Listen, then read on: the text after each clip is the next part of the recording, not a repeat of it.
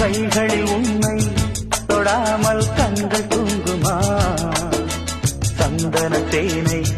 தராமல் தாகம் நீங்குமா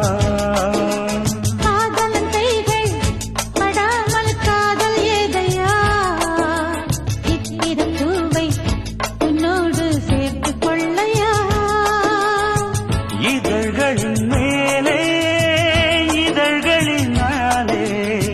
கதைகளை தீட்டு சுகக்கொடி ஏற்று